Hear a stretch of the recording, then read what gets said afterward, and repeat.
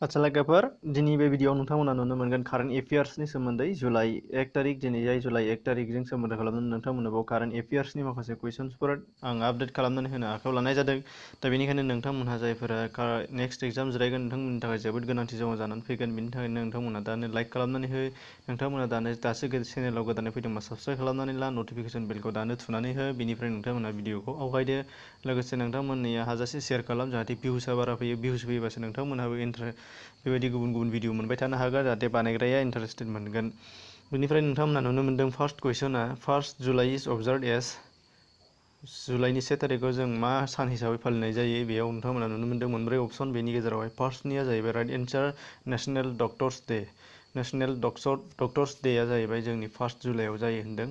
बेनिफ्राय लोगोसे नोंथांमोनहा बाहाय गोसोआव लानांगौ दंबावो जाहैबाय GST नि फार्स्ट बानायजेननाय GST जोंनि भारत हादराव गुड्स एन्ड सार्भिसेस टेक्स, बेयाव जायखौ बानायनाय जादों नोंथांमोना GST होननानै बुंबाय थादों। बायदिसिना पार्सेलफोर बायोब्ला, बायदिसिना जों प्रडाक्ट बायोब्ला जोङो GST होनांगौ जानानै फैयो। बे GSTआबो दिनैनि बे जुलाइ 1निफ्राय जागायजेनदों, ओंखायनो GST डेबो होननानै बुंनाय जादों। अदेबानि बियो सेप्तेम्बरनिफ्रायसो जानाय नालाय, दा जों गोसोआव लानांगौ नेशनेल डक्टर्स डे, बेखौ गोसोआव लानांगोन 1 जुलाइ। बेनिफ्राय नेक्स्ट कुइसनाव नुनो मोनदों नोंथांमोनहा बाहाय जोबोद गोनांथार कुइसन्स बेयो। After reelection Narendra Modi won which award?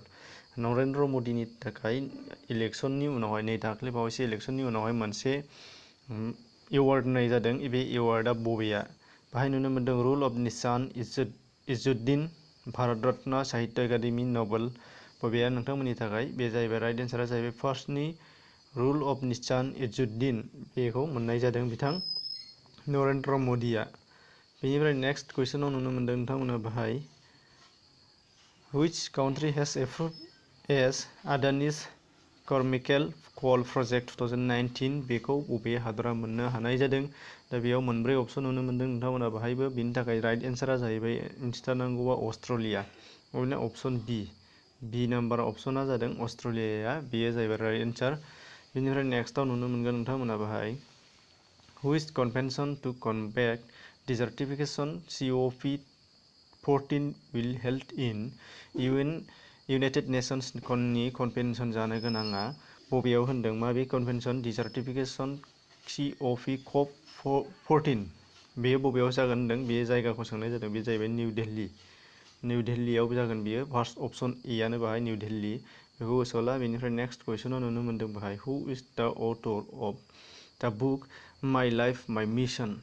My life माइ मिशन बिजाबा बावैसो ओंखारदों, बियो जोबोद फेमास जानानै फैबाय आरो बेखौ लिरदोंमोन सोर? बि बाहाय अपसन मोनब्रै नुनो मोनदों। महात्मा गान्धी बेथ' जाखानाय नङा, राहुल गान्धी बेबो जानाय नङा, नरेन्द्र मदि बेबो जानाय नङा। नोंथांमोननि थाखाय नरेन्द्र मदिया मा बिजाब लिरदोंमोन सिगाङावनि जायनाखि कारेन्ट एफेयार्स बाहाय नोंथांमोना नुनो मोनखांबाय। बे जाहैबाय बाबा रामदेव। अपसन सी बाबा रामदेव बिथाङा लिरदों माइ लाइफ माइ मिशन, बेखौ गोसोआव लानांगोन। बेनिफ्राय नेक्स्ट कुइसनाव नोंथांमोना नुनो मोनगोन हु इज द भाइस चेयारपारसन अफ नीति आयोग? नीति आयगनि भाइस चेयारपारसना दा सोर होननानै बुंदों बाहाय? नोंथांमोनहा नुनो मोनदों बाहाय मोनब्रै अपसन। बेनिफ्राय नोंथांमोनहा बाहाय फार्स्ट अपसन एआनो नोंथांमोननि right answer. Option A Rajiv Kumar. Rajiv कुमारा जाहैबाय भाइस चेयारपारसन अफ नीति आयोग। बेनिफ्राय नेक्स्टआव नुनो मोनदों how many districts are there in Assam at present? आसामाव गासै बेसेबां जिल्लाफोर दङ होन्दों आथिखालाव?